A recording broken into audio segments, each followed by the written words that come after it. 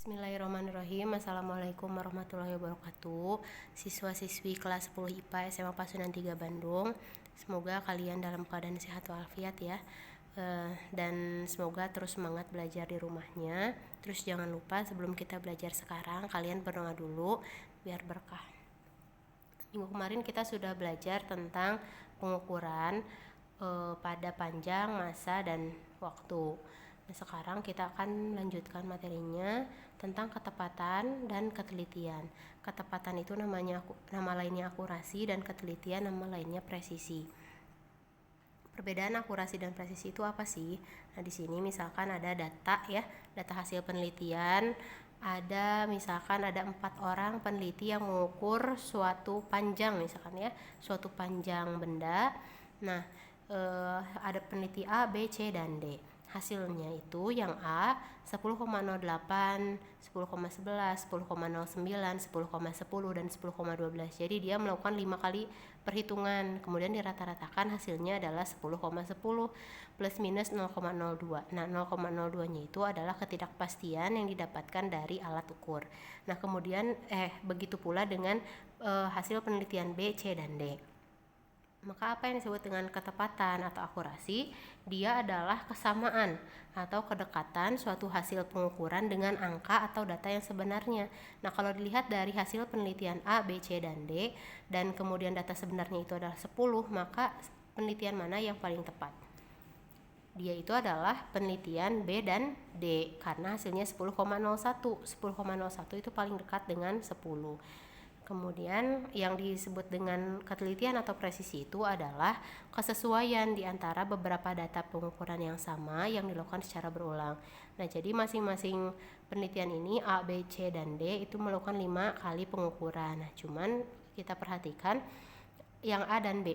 Yang A itu hasilnya 10,08, 10,11, 10,09. Nah, rata-ratanya 10 semuanya.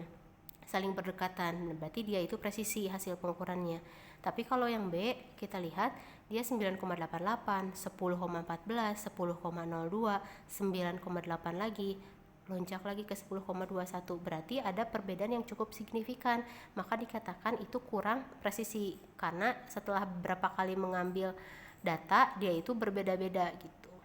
Nah, ini disebabkan oleh apa? Disebabkan oleh kesalahan pengukuran. Dibagi menjadi 3, ada gross error atau kesalahan umum, kemudian ada kesalahan sistematis dan kesalahan acak. Kalau gross error itu penyebabnya adalah manusia, bisa karena kelalaian, bisa karena ketidaktahuan. Kemudian kalau kesalahan sistematis itu penyebabnya adalah alat yang digunakan. Bisa jadi alat ukurnya itu sudah rusak, sudah tua, atau mungkin tidak dikalibrasi. Apa dikalibrasi? Dikalibrasi itu adalah dikembalikan ke settingan awalnya. Contoh, kalau misalkan kalian mengukur massa badan itu pakai timbangan, jangan sampai si jarumnya itu awalnya tidak menunjuk ke angka 0, jadi harus ke angka 0. Nah, itu namanya dikalibrasi. Kemudian metode percobaan dari manusia juga dari lingkungan. Kemudian kalau kesalahan acak itu kesalahan yang belum diketahui penyebab pastinya. Ada juga kesalahan paralaks seperti ini. Misalkan kita mengukur sebuah benda memakai mistar. Nah, dilihatnya itu bisa dari 3 sudut pandang. Bisa secara tegak lurus ini, bisa dari kiri, bisa dari kanan. Nah, yang dari kiri dan dari kanan ini adalah salah, karena itu menyebabkan hasil pengukuran tidak benar. Jadi yang benar itu adalah 21,7. Kemudian notasi ilmiah. Nah, kalau di fisika itu banyak angka yang panjang-panjang ya. Contohnya kayak jarak bumi bulan 380 juta meter. Atau massa elektron 0,0000 sekian 91 kg. Itu kan kalau ditulis rumit ya. Jadi harus disederhanakan.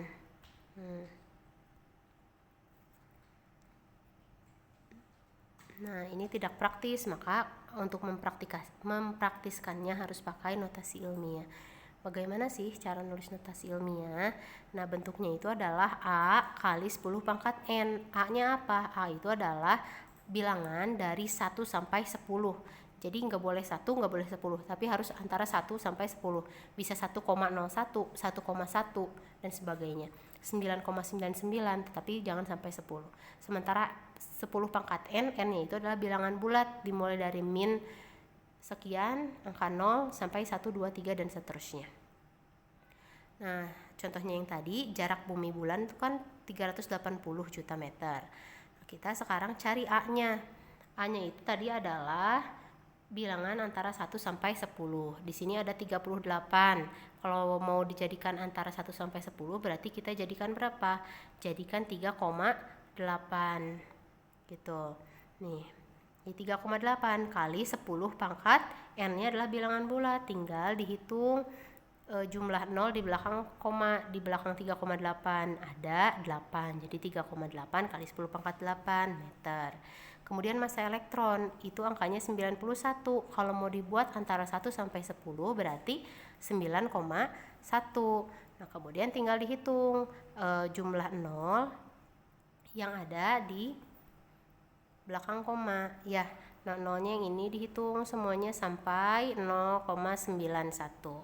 9,1. Nah, itu ternyata nolnya ada 31 ya.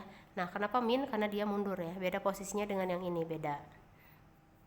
Jadi 9,1 kali 10 pangkat min 31 kg. Selanjutnya masih tentang notasi ilmiah. Nah, di sini ada penyederhanaan ya. Nah, yang menjadi standar internasional itu kan meter. Itu kita tulis 10 pangkat 1. Kalau turun 3 tingkat itu kan jadinya mili. Mili itu adalah pengalinya 10 pangkat min 3. Nah, kalau 3 kali lipat lagi 10 pangkat min 6 namanya mikro. 3 kali lipatnya lagi 10 pangkat min 9 itu namanya nano. Dan yang paling ini atas 3 kali lipatnya lagi 10 pangkat min 12 namanya piko. Nah, ini nama-nama simbolnya ya, simbolnya. Kemudian kalau naik sekarang, naik 3 tingkat itu namanya kilo. Kilo. Kemudian naik 3 tingkat lagi jadi 10 pangkat 6 namanya mega. Naik 3 tingkat lagi jadi 10 pangkat 9 namanya giga. Naik 3 tingkat lagi jadi pangkat 12 namanya tera. Gitu ya. Jadi tergantung nanti belakangnya apa. Kalau misalkan meter jadi dari meter, kilometer, megameter, gigameter, terameter gitu. Kalau misalkan byte kan meternya jadi byte, kemudian kilobyte, megabyte, gigabyte, terabyte kayak gitu contohnya ya. Kemudian ada angka penting. Dalam suatu pengukuran didapat ada angka pasti dan ada angka taksiran. Nah, itulah yang disebut sebagai angka penting. Banyaknya angka penting menunjukkan ketelitian pengukuran. Jadi semakin teliti suatu pengukuran, angka pentingnya itu semakin banyak. Bagaimana caranya menentukan banyaknya angka penting? Angka penting itu adalah yang pertama, semua angka bukan 0. Contoh, 212,3 berarti itu semuanya adalah angka penting. Ada 4 angka penting. Kemudian 98,7 itu ada 3 angka penting. Yang kedua, semua angka 0 yang terletak di antara angka bukan 0. Contoh, 104. Nah, 0 itu kan ada di antara 1 dan 4. Maka 0-nya itu dianggap sebagai angka penting. 104 ada 3 angka penting. Kemudian 800,05. Nah, 0 yang ada di tengah-tengahnya itu semua angka penting. Berarti ada 80005. Berarti ada 5 buah angka penting. Dan yang terakhir, yang termasuk angka penting itu adalah angka 0 yang ada di sebelah kanan. Angka bukan 0. Contoh, 65,500. Nah, itu kan 0-nya ada di sebelah kanan ya. Nah, jadi itu si 0-nya itu dianggap sebagai angka penting. Makanya ada 5 angka penting. Kemudian 90. Nah, walaupun 0-nya ada di belakang, itu tetap dianggap sebagai angka penting. Jadi kesimpulannya, yang menjadi angka penting itu semua angka bukan 0 atau angka 1, 2, 3, 4, 5, 6, 7, 8, 9. Itu semuanya adalah penting. Kemudian yang kedua, angka 0 yang ada di tengah-tengah. Dan yang ketiga adalah angka 0 yang ada di sebelah kanan. Angka bukan 0. Sedangkan yang bukan termasuk angka penting itu yang pertama adalah angka 0 yang terletak di depan angka bukan 0.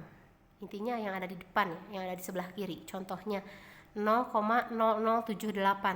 Nah, 00 yang ada di depannya ini semuanya ada dianggap tidak penting. Jadi yang penting di sini hanya angka 7 dan 8. Maka hanya ada 2 angka penting. Kemudian 0,02 di sini yang dianggap penting hanya angka 2. Jadi ada 1 angka penting. Yang kedua, angka khusus yang diberi garis bawah pada angka terakhir. Ini jarang muncul ya, tapi boleh dipelajari. Contoh 1240, 1240.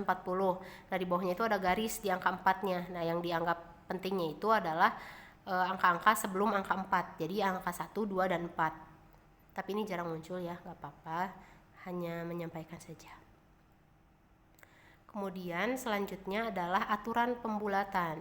Gini, biasanya kalau misalkan kita ngitung pakai kalkulator itu kan ada angka di belakang komanya panjang ya. Sementara nggak mungkin kita tuliskan semua, makanya kita harus bisa membulatkan. Nah, aturannya yang pertama, angka yang lebih dari 5 dibulatkan ke atas, sedangkan yang kurang dari 5 dibulatkan ke bawah. Apa maksudnya? Contoh 2,4 kalau misalkan mau dijadikan satu angka penting, maka dia jadi 2 atau jadi 3. Nah, dia jadi 2 karena 4-nya itu adalah di bawah 5 gitu. Jadi dia tetap 2. Sementara kalau 4,66 dia diinginkan menjadi 2 angka penting. Jadi 4,6 atau 4,7? Ya 4,7. Kenapa? Karena 66 itu lebih besar dari 5. Kemudian yang kedua, nah gimana kalau pas tepat angkanya itu angka 5 gitu. 5 itu kan berarti nggak lebih kecil, nggak lebih besar, tapi dia sama dengan. Nah, ini aturannya, angka 5 yang didahului angka genap dibulatkannya ke bawah. Tapi kalau angka 5 yang didahulinya angka ganjil dibulatkannya ke atas. Contoh, misalkan kita menginginkan 3 angka penting pada angka 23,45.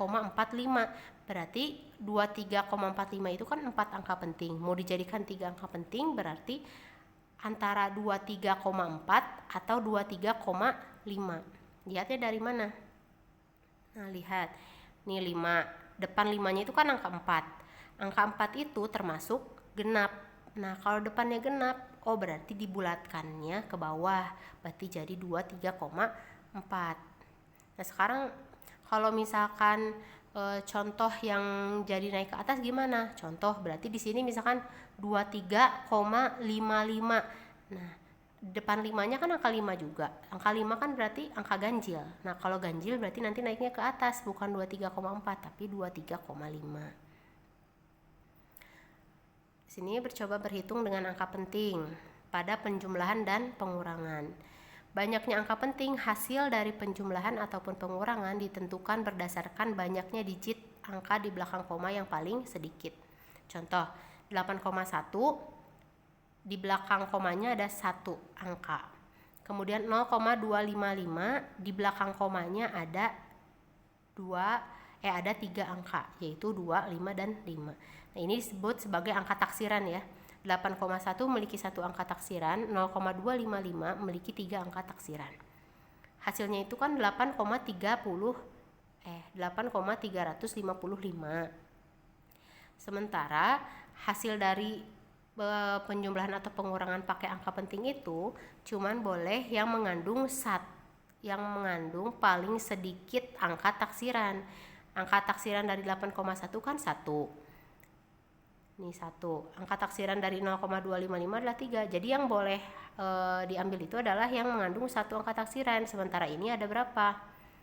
Hasilnya itu sementara ada 3 angka taksiran, 8,355. Nah, jadi 8,355 harus dibulatkan. Si 355-nya itu jadi 1 angka. Jadi berapa? Nah, apakah jadi 4 ataukah jadi 3? Dilihat ini yang tadi pembahasan yang pas di 5. Ini kan 5 ya.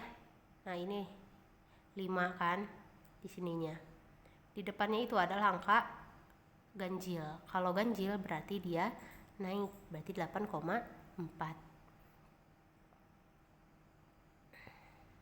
Berhitung dengan angka penting lagi sekarang pada perkalian dan pembagian. Nah, banyaknya angka penting dari hasil perkalian atau pembagian antara 2 bilangan atau lebih sama dengan banyaknya angka penting yang paling sedikit di antara bilangan tersebut. Maksudnya apa? Kita lihat contohnya. Ada 25,7. Itu adalah 3 angka penting. Kemudian ada 13. 13 itu adalah 2 angka penting.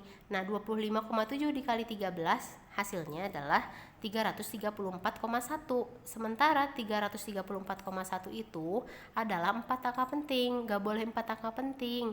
Yang bolehnya itu hanya 2 angka penting. Kenapa? Karena yang paling sedikitnya itu adalah 2 angka penting, maka ini juga harus jadi 2 angka penting, makanya harus dibulatkan gitu. Nah, cara pembulatannya tadi, pertama pakai aturan pembulatan, yang kedua pakai rotasi ilmiah. 334 kalau di ini kan berarti kan jadi 3,3 ya, itu bukan 3,4 karena 34 lebih kecil dari 5. Jadi 3,3 kali 10 pangkat 2 gitu.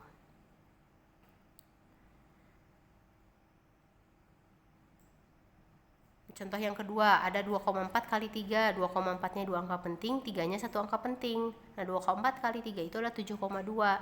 Harus terdiri dari 1 angka penting karena si angka 3-nya tadi 1 angka penting. Maka kalau dibulatkan jadi 7 aja udah gitu. Ya kan ya, 7,2 itu mendekati 7 daripada 8. Kemudian pemangkatan dan penarikan akar, ini yang terakhir. Banyaknya angka penting dari hasil pemangkatan atau penarikan akar sama banyaknya dengan angka penting yang dipangkatkan atau yang ditarik akarnya. Contoh 5,21 kuadrat itu kan hasilnya 27,1441. 5,21 itu 3 angka penting. Maka hasilnya pun harus 3 angka penting. Sehingga si 27,1441 ini yang 6 angka penting ini harus dijadikan 3 angka penting, yaitu 27,1 dibulatkan. Contoh yang kedua adalah akar dari 81. 81 itu adalah 2 angka penting, maka hasilnya pun harus 2 angka penting. Akar 81 itu adalah 9, sementara 9 itu adalah 1 angka penting. Makanya kalau mau dibulatkan, jadi bukan dibulatkan, dipaskan 2 angka penting jadi 9,0. Itu yang betulnya ya. Nah, selesai ya pembahasan kita pada kali ini. Jadi bab 1 tentang hakikat fisika, besaran dan pengukuran sudah selesai. Tinggal nanti penilaian harian minggu depan ya.